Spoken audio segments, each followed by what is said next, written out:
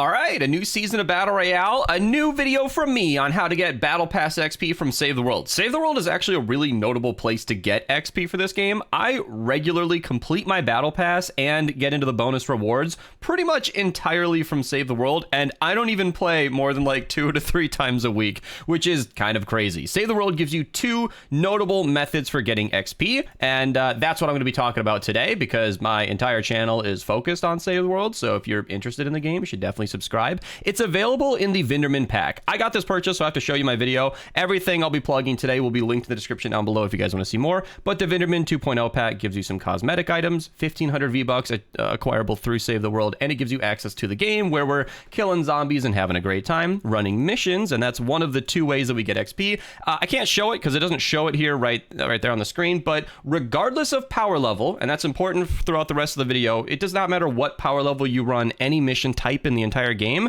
they will give you the same amount of Battle Pass XP, and it's a pretty notable amount. We have a spreadsheet that will definitely be coming up more later on, and it'll be linked down below if you guys want to check this out yourself, but these are the most notable missions, and I know this is a ton of information, but I want you to focus on the purple column. This is the basic amount of XP that these missions give you. You can see that regular retrieve the data missions, you got category fight the storm, that's a regular mission, a really regular mission, you get tens of thousands of XP, and then once you apply all the bonuses in this gray column, you're getting, again, tens of thousands of Battle Pass XP just for regular missions. Now, there is an XP cap on that. It's 320,000, which is a good amount. That's a lot of Battle Pass levels just for playing a completely different game. But the second method of getting XP is actually from quests. So daily quests are the most notable. We get 1 of these every single day. I currently have 3 because they stack up to 3, and then you can replace them if you don't want to. Ooh, shotguns are so fun though. Okay, Constructor, I'll replace that one. And you can see that you can get varying rewards, and the other rewards here are just Save the World specific. Gold lets us buy items from the shop in game. So if you guys want to pick up 8-bit demo, which you totally should. Save the World players, by the way, he comes around like once a year randomly. We cannot predict his return, so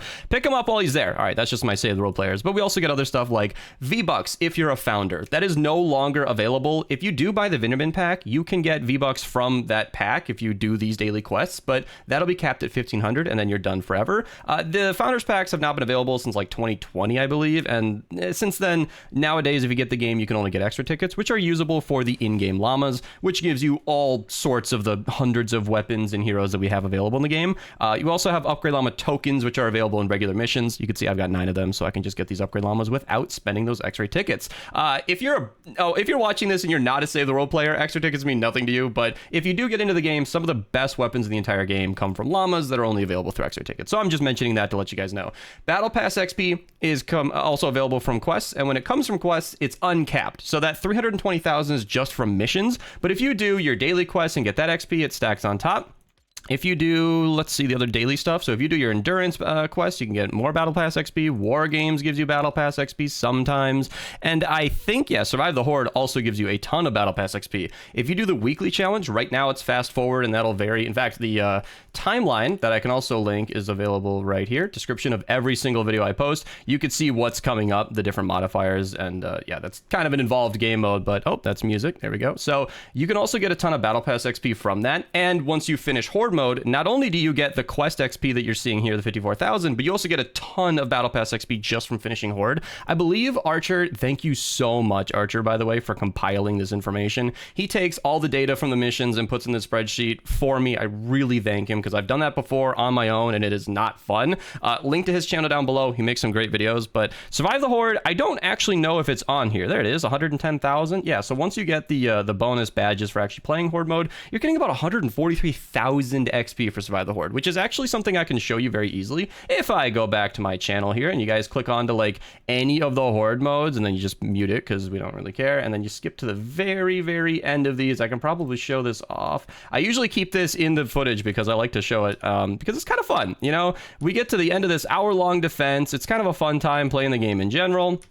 And then it's looping for some reason. What's going on here? All right, there we go. We skip ahead. I'm sorry, this is kind of off the cuff, as you can see, but there's a lot of, right here, XP. So you get the 12,000 there. And as I'm clicking through it, I know my overlay is kind of covering it, but we get a lot of XP in general and hundreds of thousands, yeah, 126,000 plus all the different quest rewards there. I'm sorry if that was super janky, but I really wanted to demonstrate that Save the World, Horde mode specifically, gives you a lot of XP, and that's currently available until June 19th. That's our current Save the World season going on right now. So, yeah. yeah, all of that was to say, Save the World gives you mission XP, gives you quest XP. Quest XP is uncapped, so as long as you have quests, you can just get tons and tons of XP. There's a lot to offer in Save the World, and it's, of course, as I mentioned, purchasable through the Vinderman pack. If you guys do end up picking that up and want to use code Mista at your checkout, I'll get 5% of your purchase in real-life dollars, and I definitely appreciate it. So, that being said, the rest of this video is going to be geared towards getting that XP, talking about that spreadsheet, and the best ways to play. So, if you're a brand new player, this ultimate starter guide is going to be linked down below. The description of this is a lot. It's a gold mine of all of my fundamental guides on the game, setting up your power level, making it go higher, like how to get every item in the game, all the best weapons and heroes. That is all covered in this 30-minute video. That'll be linked down below, like every other video I'm mentioning here. Once again, I cover a lot of Save the World stuff on here. And yeah, let's get into the spreadsheet. So I wanted to show all of that just so that we can get the groundwork, because I didn't want to just stare at numbers for this, but this is what we're talking about. So what we have here are all of the notable missions. Like I said, these are missions that are either easy or quick, or at least give you enough XP to be worth mentioning. There are a lot of other missions in the game that just aren't really worth it. If you think something is missing from this list and you're an experienced Save the World player, you know something I don't, comment down below. If there's something missing that should be included in the future, let me know. I'm sure Archer will be happy to add one more value, or I'll do it myself if he ever wants to stop. So Crypts is kind of irrelevant because Dungeons is what Crypts is, and it's not currently available this season. Although I do believe the BR season will, actually, we can probably check that together. I'm not specifically aware of when the BR season ends, but I think that'll stretch on into a season where Dungeons does become available. And on that same note, Horde mode will go away. Yeah, so August 16th, which actually totally means that we will have most of this entire next event, which means Hit the Road will be active. So that means Survive the Horde is our current seasonal event. That will end, and then Hit the Road will begin, and you can see Hit the Road is at the very bottom, so not maybe the best way to get XP, but it is there, and Dungeons will not be available at any point. So ironically, Crypts being available is great, and honestly, Dungeons are usually an excellent way to get Battle Pass XP and getting stuff in general. I have a whole Dungeon speedrunning guide. I'm still going to link it down below just because you should know about it. It's really good for getting gold in game. It's really good for getting seasonal tickets, which opens more of those llamas I mentioned earlier. Dungeons in general is really, really good and super fun. I personally enjoy it. That's subjective, but objectively speaking, it is a very, very effective way to get rewards in the game. So this has this is a whole guide where we break down all the best loadouts, all the best routes, and this is for Inferno. We were just talking about Crypts. Inferno is right down here in, what is that, 5th or 6th place? So it's, again, not available right now, but it will be in the future. Now, Destroy the Encampments has routinely been one of the best missions to get XP from, and I actually queued up a bunch of gameplay this time because I've recorded this video many times before with different Battle Pass seasons, because the XP shifts with the length of the season. A lot of people do complain about how some seasons we get less XP and sometimes we get more. It all varies with the length of the BR season. They want to stretch it out so that you're not just getting Battle Pass level 200 in a day from Save the World. That's why we also have the cap. And oh my god, it's way too late to even mention this. You guys have already left the comments, but as of recording this video, I'm sure it'll get patched soon. XP from Save the World, when it's provided to you in a little gift box at the end of the mission, is actually going to your Season 2 profile, your Chapter 5 Season 2 profile, instead of the current Season 3 that we're on.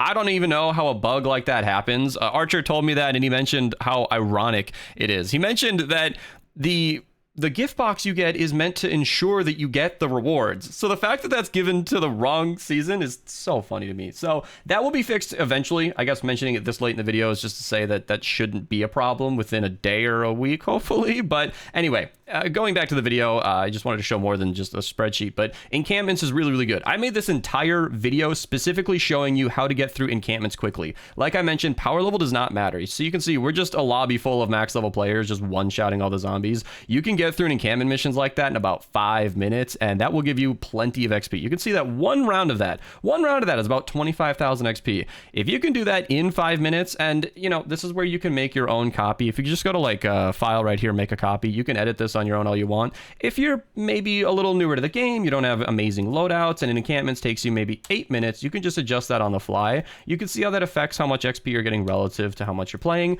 But the funny thing about this is that as specific as the spreadsheet is in breaking down, you know, the missions and the bonuses you get just for playing through, and then the time to complete estimate, and at the very end here, it kind of doesn't matter if you just play the game normally. Say, for example, you're just going through ventures, which if you haven't done that yet, it's not most people's favorite thing to do. But if you are just playing ventures or regular missions in general, raising up that power level, playing the game, you'll just get your XP cap almost regardless of what you do within 2 to 3 hours anyway. So it's kind of a moot point grinding missions, but I like to show this anyway, just because it's a really useful guide. And this is another playlist here, just to mention that. Let me just not skip ahead. So, Ride the Lightning, Category 4. Let's see here, Deliver the Bomb. Not as relevant nowadays, but we've got Retrieve the Data. I think I might have mentioned that. I'm not sure. But this entire playlist is showing you how to trap all of the most notable missions in the game. And this is a really, really useful guide.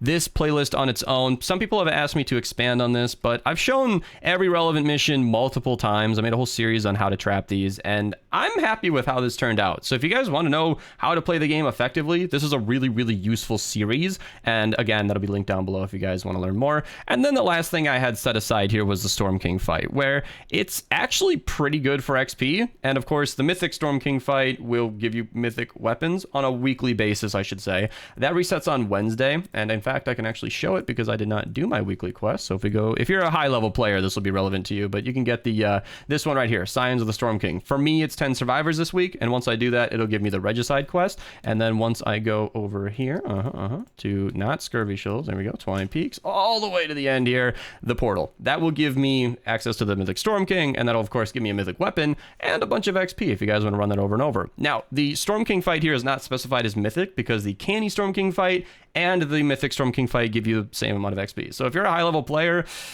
you could probably, we're not kidding with this 3 minutes. Now, we're not accounting for load times here. If you're a console player, it might be a little different. If you're on a slower PC, it might be a little different. If your internet's bad, it might be a little different. We can't know that. But the mission fight should take about 3 minutes. It's not hard. If you're a lower level player, you're going to struggle with it. I know I did. But once you get past that power level 80 mark, once you've done it once, you get the hang of it. Canny is a really easy fight at that point. So yeah, I never want to shame the new players because, hey, I mean, the part of progressing through the game is struggling at the earlier parts. I struggle with Canny Storm King. It took me like 8 tries. It was not quick. But once you surpass that power level, it's super easy, barely an inconvenience. And that's actually the fight I did with Cypher PK. I don't have that video prepared, but it's easy enough to just type in Cypher, and then yeah, he and I ran the Canny Storm King so he could have a chance. That was a fun one. So yeah, I might throw in that Cypher video at the description at the end there, but links down below if you guys want to learn more about the game. Hopefully that was coherent.